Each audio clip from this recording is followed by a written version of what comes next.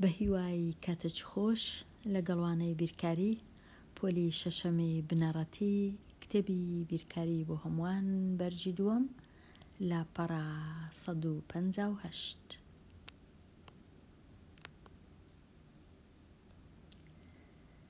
لاپەڕا 158 بابەتی ڕێگاکانی شیکاری پرسیارەکان یەک لە ڕێگاکان بێگومان بە هەنگاوەکان تا بگەڕێوە. بە هەنگاوەکان تا بگەڕێوە ڕێیەکە لە ڕێیەکانی شیکاری پرسیارەکان ئەوەی ڕاستیبی زۆر جیاوازی نییە، هەر جیاوازی نییە لەگەڵ ڕێگای شیکارکردنی هاو کێشە، بەڵام لێرە ئەو پیتەدانانێن پیتە نادیارەکە کە لێرە هەیە کە لە هاوکێشە هەیە، ئەو پیتە بۆ وێنە لێرە لە ڕێگای بە هەنگاوەکان تا بگەڕێەوە تەنیا چدادەنێن لە جیاتی لەو کتێبەی ئاوا چوار گۆشەیەکی کوبڵەی خاچی یان دەتوانین هێمای پرسیاردانین بۆ ئەوەی بزانین نەزانراوەکە یان ئەو ژمارەی کە دیار نییە چەندە. با لەسەرەوە دەست پێ بکەم پێداچوونەوەی خێرا شیکار ناکەم، یەکسەر دەچمە سەر بابەتەکە. باوکی زانا 155,000 دیناری دایەکرێی هۆڵ بۆ ئەوەی ئاهەنگی لە دایکبوونی کوڕەکەی تێدا بگێڕێت. 155,000 کرێی هۆڵەکە 75,000 دینارە بۆ کاژێری یەکەم. لە یەکەم کاژێر ئەگەر تەنیا یەک کاژێر لەوێبی 75,000 دینار دەدەی. پاشان ئەگەر زیاتر ببینێەوە 20,000 دینار بۆ هەر نیو کاژێر. نیو کاژێر 20,000 نیو کاژێر 20,000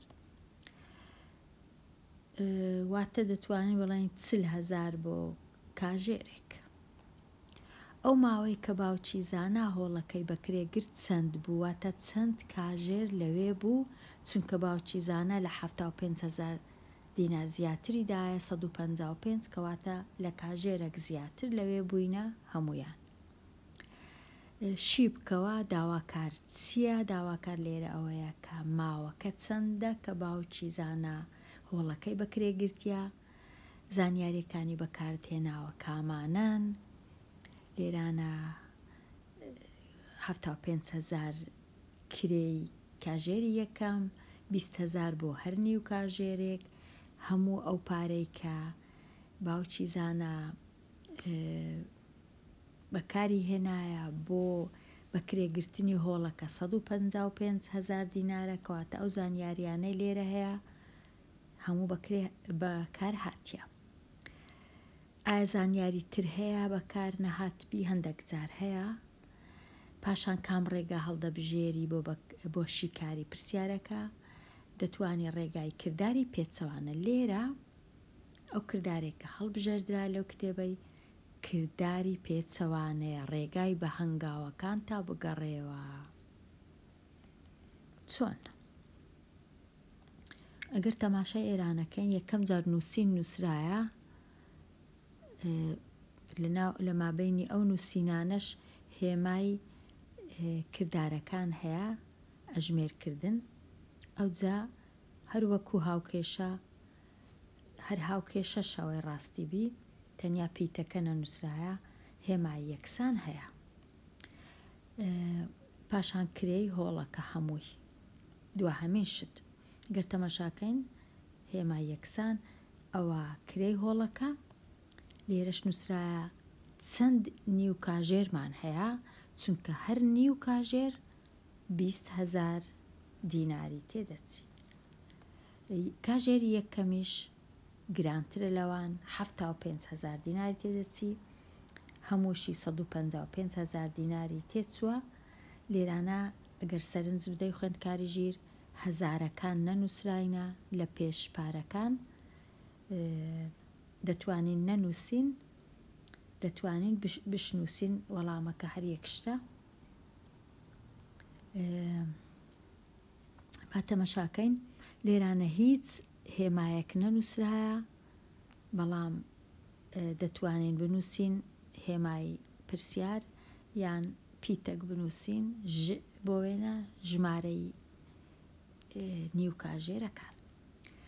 ئەگەر ژمارە نیو کاژێرەکمان جارانی بیست کرد کۆمان کردو لەگەڵ 75,000 دەکاتە 155,000 دینار کە باوکی زانا هۆڵەکەی بەکرێ گرتووە.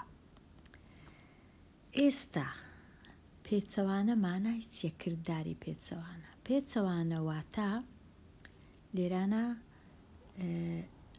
ئەو هاوکێشەیە ئەگەر تەماشایکەین ئەو هاوکێشەیە لە لای ڕاست دەست پێ دەکات تۆزە دەچینە لای چەپ. لە پێچەوانە چ دەکەین؟ لە چەپەوە دەست پێ دەکەین، لێرە 155 لێرە دەینووسی 155. ئەو جە تەماشای لای ڕاست دەکەین کۆ 75مان هەیە، گوتمان ئەوها لۆ لای دەستی ڕاست دەین 155ەکەمان نووسی لێرە نووسیمان، پاشان تەماشای کۆ 75 دەکەین چونکە کۆیە لێرە دەبیتە کەم 75 چونکە بە پێچەوانە دەگەڕێینەوە. کۆ دەبیتە کەم، ئەگەر لێرانە بەهات با کەم هەبا لێرە کۆمان دەنووسی. کە کەمەکەمان نووسی ئیدی دەبی ئەو دوو ژمارەی پێش هەموو شتێک لێک دەربکەین. کە لێکمان دەرکرد تەمەشا دەکەین چ هەیە پاشی هەنجی، پاش کۆیەکە چمان هەیە؟ جارانش پێچەوانەکەی چییە؟ دابەش. جارانش پێچەوانەکەی دابەشە، دابەشی چەند؟ دابەشی 20. ئەوجا کە دابەشی 20مان کرد چ دەردەچی؟ ژمارەی ئەو نیو کاژێرانە. چەند نیو کاژێرە؟ باشە 155 75 لێ بڕوە دەمینێت و 5 لێ بڕوە 0 15 هەفتی لێ بڕوە 8 واتە دەبیتە 8. ئەگەر 8 ئەمن دابەشی 20 بکەم دەبیتە بێگومان 4 کەواتە 4 نیو کاژێری کە دەکاتە 2 کاژێر. 4 نیو کاژێری دەکاتە 2 کاژێر. بەخۆشی باوکی زانا کاژێرە چیشی هەر 75,000ەکە هەر دەبی ئەویشی کرێویشی دابوو، کەواتە کۆی دەکەینەوە 1 کاژێر لەگەڵ 2 کاژێر دەبتە 3 کاژێر. وەڵامەکەمان بەدەست هات، کەواتە باوکی زانا بۆ 3 کاژێر هۆڵەکەی بەکرێ گرتیە. چۆن ساغ دەکەی وەڵامەکەت چیاوە؟ بێگومان لێرانە ئەگەر ئەمن 3 دانێم لێرە 3 جاران 20 دەکاتە 60. 60ش لێرە دانێم بزانم دەکاتە 155 کۆی بکەمەوە لەگەڵ 75 یان نا.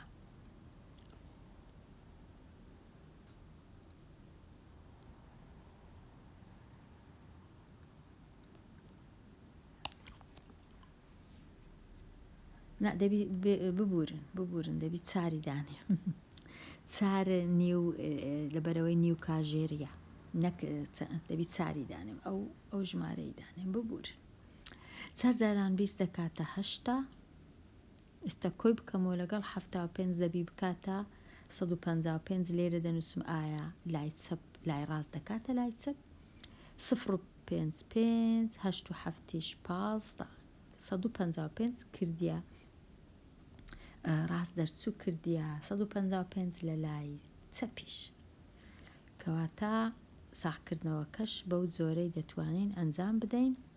لێرە ساغکردنەوەکە هەڵە دەردەچوو هەرچەندە وەڵامەکەش ڕاستە. ئێستا چی دەبێ ئەگەر باوکی زانا 175,000 دینار بداتە کرێی هۆڵەکە واتە لە جیاتی ئەو 155 ئەگەر 175 بە چ دەبوو ئەو ماوەیە چەندە کە دەتوانێت هۆڵەکە لەم میانەیدا بەکرێ بگرێ. ئێستا دەچم لێرە 175 دادەنێ 175 لێ بڕوە دەکاتە 100 دابەشی 20 بکەم دەکاتە وەکو ئەوەی وایە 10 دابەشی 2 بکەم دەکاتە 5 لە جیاتی 4 ئەو کات دەبی بە 5 واتە 5 نیو کاژێری 5 نیو کاژێری دەبیتە 2 کاژێر و نیو بەخۆشی 1 کاژێری هەبوو یەکەم جار کرێی کاژێری یەکەم کەواتە 2 کاژێر و نیو لەگەڵ کاژێر و نیوەچی ئەو کات دەبووە 3 کاژێر و نیو کە هۆڵەکەی بەکرێ گرتیە. ئەوە لێرە بەو جۆرەی هاتمە کۆتایی ئەوانەیە بەڵام تۆزە کاتم مایە دەتوانم لاپەڕی پاش ئەو لاپەڕەش 1-2 پرسیارشی کار بکەم ئەگەر بتوانم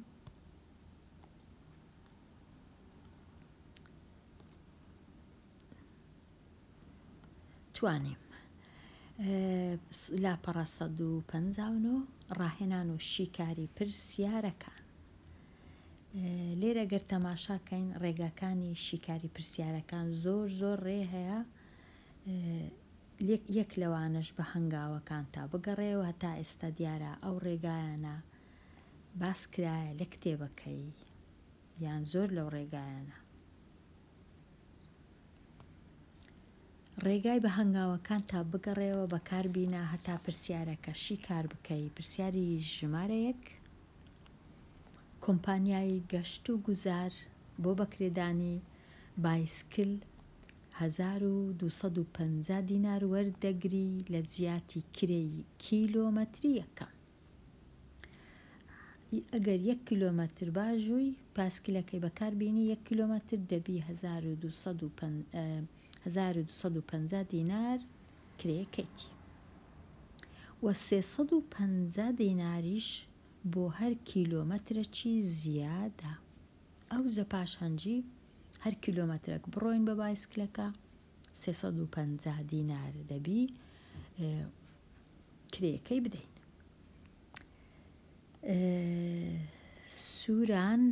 سۆران یان سووران 7200 دینار کرێی بایسکلیدا. ئایا سووران یان سۆران چەند کیلۆمەتر بە بایسکلەکەی ڕۆیشتە؟ چەند کیلۆمەتر؟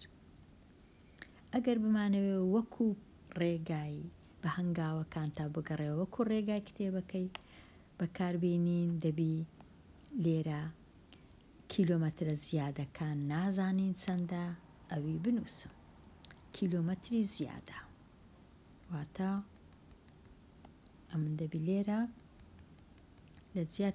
لە جیاتی دانانی پیت لەو کتێبەی چ دەکەن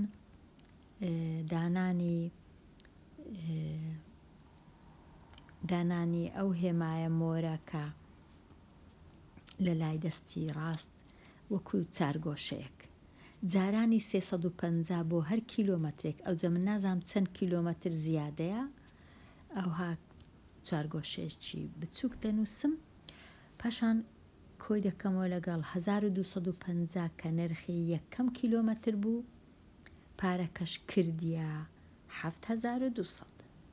ئێستا ڕێی کتێبەکەی لە لای دەستی چەپەوە دێمە لای دەستی ڕاست دەنووسم یەکەم شت 7200ەکەی دەنووسم ئەو دووە چونکە کۆ 1250 دەنووسم کەم 1250 ئەو جە پاشان دابەش چونکە لێرە جاران 350 دابەشی 350 دەکەم بێگومان باشترین شت وایە دەبی ئەمن لە کەوانەی دانێم ئەو دوو ژمارەیە ئەو جە ئێستا 7200 کەم 1250 0 لێ بڕوایە 0 دا پێنجی لێ بڕوا 5 11 دوی لێ بڕوا 9 6 یەکی لێ بڕوا 5 دابەشەکەوەکو خۆی دەنووسمەوە 350 دەنووسمەوە. دەتوانم سفرەك لابم لە هەردوو لەو هەردوو ژمارەیە وەکو ئەوەی وایە 595 دابەشی 35 بکەم. لێرانە بە دوور و درێژی دابەشم کردیا 59 دابەش 35 یەک هەیە، یەک جاران 35 59 35 لێ بڕوا دەکاتە 4 24 ببور 24 پێنجەکە دێتە خوارێ 245 دابەش 35 7 جاران 5 35 7 جاران 3 21 21 و 3 دەکا 24 کەواتە هیچ نەماوە 00 17 بگەڕێمەوە ئەمن لای یەکسانە بە 17 کیلۆمەتر. ئەوە زیادەکان کیلۆمەترە زیادەکان بەخۆشی تەمەشایەکی بکەمەوە کۆمپانیای سۆران بەخۆشی کیلۆمەترێکی هەر کڕی و پێشتر 1250ەکە نرخی کیلۆمەتری یەکەم بوو کەواتە 17 کیلۆمەتری هەرزان و 1 کیلۆمەتری گران کیلۆمەترەکان کۆ دەکەمەوە 17 ئەگەر کۆی بکەمەوە لەگەڵی یەک دەکاتە چەند دەکاتە 8 کیلۆمەتر بە بایسکلەکە ڕۆیشتیا. ڕەنگە ئاسانبی زۆر لە بیرمان بچی ئەو یەکەی کۆ بکەینەوە بەڵام باشترە لە بیرمان نەچی بێگومان. ئەوە ئەو ڕێیە بێگومان لێرانە دەمانتوانی بەڕێی هاوکێشەش هەر یەکشتە هەر زۆر ئاسانتریشە ڕەنگە بەڵام داوامان لێکراوە بەڕێی بە هەنگاوەکانتە بگەڕێەوە. پرسیارەکەی پاشی ئەو پرسیاری ژمارە 2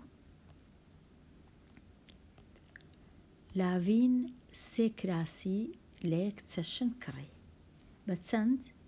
بە 29,500 دینار.